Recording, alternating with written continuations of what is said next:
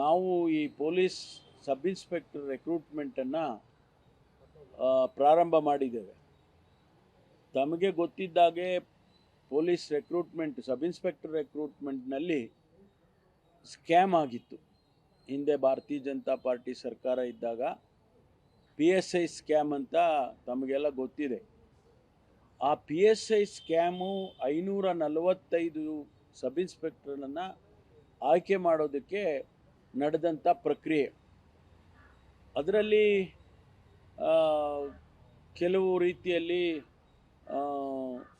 ತಪ್ಪುಗಳಾಯಿತು ಅಂತ ಹೇಳಿ ಆಪಾದನೆ ಬಂದ ಮೇಲೆ ಅದಕ್ಕೆ ಒಂದು ನಮ್ಮ ಸರ್ಕಾರ ಬಂದ ಮೇಲೆ ಅದನ್ನು ತನಿಖೆ ಮಾಡಬೇಕು ಅಂತ ಆದೇಶ ಮಾಡಿ ಅದು ಪ್ರಕ್ರಿಯೆ ನಡೀತಾ ಇದೆ.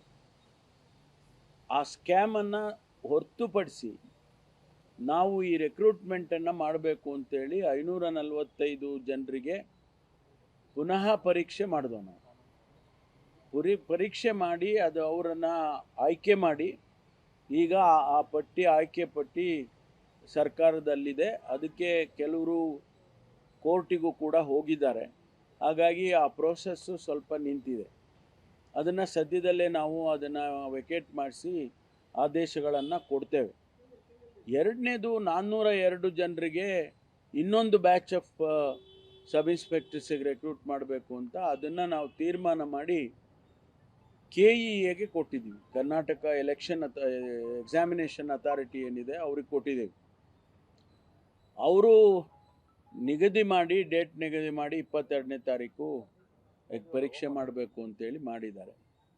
ಈಗ ಅನೇಕ ಜನ ಯುವಕರು ಯಾರು KEA ಎಕ್ಸಾಮ್ ತಗೊಳ್ಬೇಕಾಗಿದೆ ಅವರು ಅದರಲ್ಲಿ ಕೆಲವರು UPSC ಎಕ್ಸಾಮನ್ನು ಬರೆದಿದ್ದಾರೆ. ಪ್ರಿಲಿಮ್ಸ್ ಪಾಸಾಗಿ ಈಗ ಅವರಿಗೆ ಮೇನ್ಸಿಗೆ ಬಂದಿದೆ. ಅವರು ನಮಗೆ ಮೇನ್ಸ್ ಎಕ್ಸಾಮ್ ಕೂಡ ಅದೇ ಸಂದರ್ಭದಲ್ಲಿದೆ. ಹಾಗಾಗಿ ಈ KEA ಎಕ್ಸಾಮನ್ನು ಪೋಸ್ಟ್ಪೋನ್ ಮಾಡಿಕೊಡಿ ಅಂತೇಳಿ ನನಗೆ ಭಾಳ ಜನ ಬಂದು ನನಗೂ ನೇರವಾಗಿ ಅವರೆಲ್ಲ ಗ್ರೂಪಲ್ಲಿ ಬಂದು ರೆಪ್ರೆಸೆಂಟ್ ಮಾಡಿದರು. ಅದೇ ರೀತಿ ಅಶ್ವಥ್ ನಾರಾಯಣ್ ಅವರು ಕೂಡ ಅವರ ನಿಯೋಗ ಕರ್ಕೊಂಡು ಬಂದು ಇವತ್ತು ರೆಪ್ರೆಸೆಂಟೇಷನ್ ಕೊಟ್ಟಿದ್ದಾರೆ. ನಾನು ಅದನ್ನು ನಮ್ಮ ಅಧಿಕಾರಿಗಳ ಜೊತೆಗೆ KEA ಜೊತೆ, ಯಾಕೆಂದರೆ ಅವರು ಡೇಟ್ ಕೊಡೋರು, ಪರೀಕ್ಷೆ ಮಾಡೋರು ಅವರ ಸಾಧಕ ಬಾಧಕಗಳನ್ನೆಲ್ಲ ನಾನು ಚರ್ಚೆ ಮಾಡ್ತೀನಿ ಅಂತ ಹೇಳಿ ಕಳಿಸಿದ್ದೇನೆ. ಹಾಗಾಗಿ ಅವರು ಬಂದಿದ್ದು ಉದ್ದೇಶ ಇವರು ಈ KEA ಎಕ್ಸಾಮ್ ಪೋಸ್ಟ್ಪೋನ್ ಮಾಡಿ ಅಂತ ಹೇಳಿ. ಇಲ್ಲ, ಈಗ ತಾನೇ ಅವ್ರು ರೆಪ್ರೆಸೆಂಟೇಷನ್ ಕೊಟ್ಟಿದ್ದಾರೆ. ನಾವು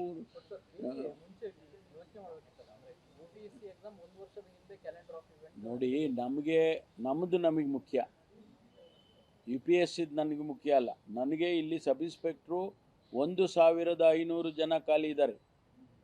ಸಬ್ ಇನ್ಸ್ಪೆಕ್ಟ್ರುಗಳು ಪೊಲೀಸ್ ಸ್ಟೇಷನ್ನಲ್ಲಿ ಇಲ್ಲ. ನಿಮಗೆ ಗೊತ್ತು, ಸಬ್ ಇನ್ಸ್ಪೆಕ್ಟ್ರಿಗೆ ಗ್ರೌಂಡಲ್ಲಿ ಕೆಲಸ ಮಾಡೋರು ಪ್ರತಿ ಸ್ಟೇಷನ್ನಲ್ಲಿ. ಆಮೇಲೆ ಇನ್ಸ್ಪೆಕ್ಟ್ರು, DYSP ಆದರೆ ಗ್ರೌಂಡಲ್ಲಿ ಕೆಲಸ ಮಾಡುವಂಥ ಸಬ್ ಇನ್ಸ್ಪೆಕ್ಟ್ರುಗಳೇ ಇಲ್ಲ ಅಂದರೆ ನಾವು ಹೇಗೆ ಡಿಪಾರ್ಟ್ಮೆಂಟನ್ನು ನಡೆಸಬೇಕಾಗ್ತದೆ? ಅದಕ್ಕೆ ನಾವು ಪ್ರಾಮುಖ್ಯತೆ ಕೊಟ್ಟಿದ್ದೇವೆ. 4-5 ವರ್ಷದಿಂದ ಆಗದೇ ಇರೋದನ್ನು ಈಗ ಮಾಡದೇ ಹೋದರೆ ನಮಗೆ ಅಲ್ಲಿ ಕೆಲಸ ಮಾಡೋರು ಯಾರು? ಹಾಗಾಗಿ ಕೂಡ ನಾವು ರೂಲ್ 32 ಇನ್ವೋಕ್ ಮಾಡಿ 400-500 ಜನಕ್ಕೆ ಪ್ರಮೋಷನ್ಸ್ ಕೊಟ್ಟು ಸಬ್ ಇನ್ಸ್ಪೆಕ್ಟ್ರುಗಳು ಅಂತೇಳಿ ಮಾಡಿದ್ದೀವಿ. ಅವರ ಅನುಭವದ ಮೇಲೆ ಮಾಡಿದ್ದೀವಿ. ಅದು ಪರ್ಮನೆಂಟಾಗಿ ಇರೋದಿಲ್ಲ. ಅದನ್ನೇ ನಾವು ಪ್ರಾಕ್ಟೀಸ್ ಮಾಡೋಕ್ಕೂ ಆಗೋದಿಲ್ಲ. ಹೊಸ ರೆಕ್ರೂಟ್ಮೆಂಟ್ ಆಗಬೇಕು, ಹೊಸ ಸಬ್ ಇನ್ಸ್ಪೆಕ್ಟ್ರ್ ಬರಬೇಕು. ಆಮೇಲೆ ಈಗ ನಾವು ರೆಕ್ರೂಟ್ಮೆಂಟ್ ಮಾಡಿದ್ವಿ ಅಂತ ಇಟ್ಕೊಳ್ಳಿ, ಕಂಪ್ಲೀಟ್ ಮಾಡಿ ಅವ್ರಿಗೆ ಆದೇಶ ಕೊಟ್ಟು ಸಿಂಧುತ್ವ ಅದೆಲ್ಲ ವೆರಿಫಿಕೇಷನ್ ಮಾಡಿ ಆದೇಶ ಕೊಟ್ಟರೆ ಅವರನ್ನು ಟ್ರೈನಿಂಗ್ ಕಳಿಸ್ಬೇಕು. ಟ್ರೈನಿಂಗ್ ಕಳಿಸಿದ್ರೆ 10 ತಿಂಗಳು ಟ್ರೈನಿಂಗಲ್ಲಿ ಇರ್ತಾರೆ. ಅವ್ರು ನಮಗೆ ಸಿಗೋದಿಲ್ಲ. ಸೆಲೆಕ್ಷನ್ ಆದ ತಕ್ಷಣ ಏನು ನಮ್ಮ ರಿಪೋರ್ಟ್ ಆಗೋಲ್ಲ. ಟ್ರೈನಿಂಗು 10 ತಿಂಗಳು ಅಂದರೆ ಅವ್ರು ಬರೋ ಅಷ್ಟೊತ್ತಿಗೆ 1 ವರ್ಷ ಆಗುತ್ತೆ. ಬಂದ ಮೇಲೆ ನಾವು ಅವರಿಗೆ ಮತ್ತೆ ತಿರ್ಗಾ ಪ್ರೊಬೇಷನರ್ ಅಂತ ಹಾಕ್ತೀವಿ.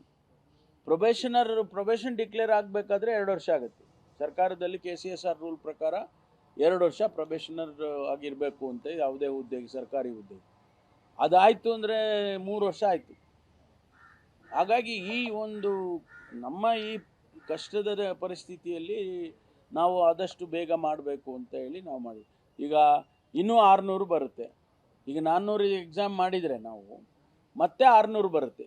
ಆ 600ಕ್ಕೂ ಅವರು ಅಪ್ಲಿಕೇಶನ್ ಹಾಕ್ಕೋಬೋದು, ಫ್ರೆಶ್ ಆಗಿ ಮತ್ತೆ ಅಪ್ಲಿಕೇಶನ್ ಹಾಕ್ಬೋದು. ಇದೇ ಲಾಸ್ಟ್ ಅಂತ ಏನಿಲ್ಲ.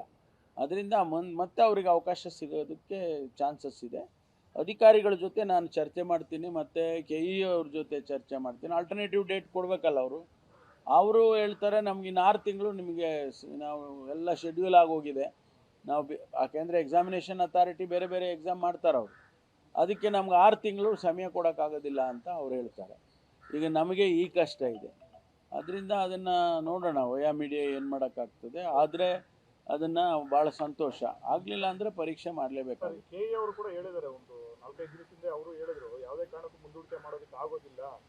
ಅವರು ಅಲ್ಲ ಮುಂದೂಡಿಕೆ ಮಾಡ್ತಾರೆ, ಆದರೆ ನೆಕ್ಸ್ಟ್ ಡೇಟ್ ಕೊಡೋದು 6 ತಿಂಗಳಾಗುತ್ತೆ. ಮಾಡೋಕ್ಕಾಗೋದಿಲ್ಲ ಅಂತಲ್ಲ, ಮಾಡ್ತಾರೆ. ಬೇಕಾದರೆ ನಾವು ಬೇಡ ಅಂದರೆ ನಿಲ್ಲಿಸ್ಬಿಡ್ತಾರೆ. ಆದರೆ ನೆಕ್ಸ್ಟ್ ಮುಂದಕ್ಕೆ ಡೇಟ್ ಕೊಡಿ ಅಂದಾಗ ಅವರು 6 ತಿಂಗಳು ಅಂತಾರೆ.